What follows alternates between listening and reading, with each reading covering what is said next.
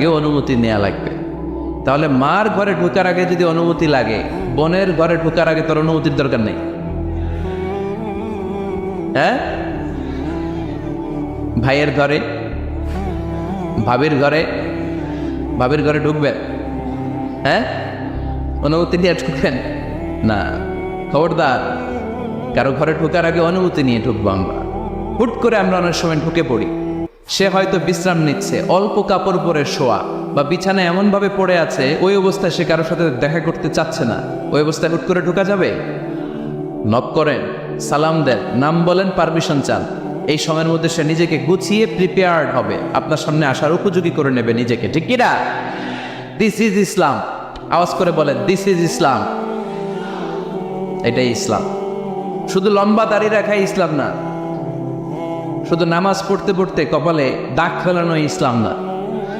কারো ঘরে ঢোকার আগে অনুমতি নিয়ে যাওয়ার নাম ইসলাম। কথা বুঝতে পেরেছেন? তাহলে কারো ঘরে ঢোকার আগে আগে পারমিশন নিব, সালাম দিব।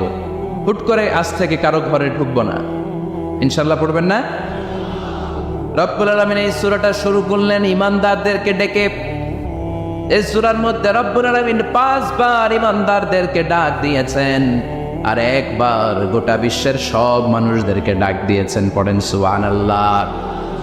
আল্লাহ বললেন, ইয়া আইয়ুহাল্লাযীনা আমানু লা তুকদ্দিমু বাইনা ইয়াদাইল্লাহি ওয়া রাসূলিহি ওয়াত্তাকুল্লাহ ইন্নাল্লাহা সামিউল আলীম।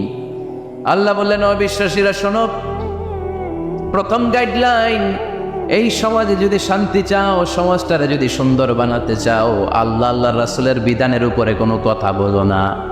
আল্লাহ রাসূল যেই বিধান দিয়েছেন ওই বিধানটাই ফাইনাল।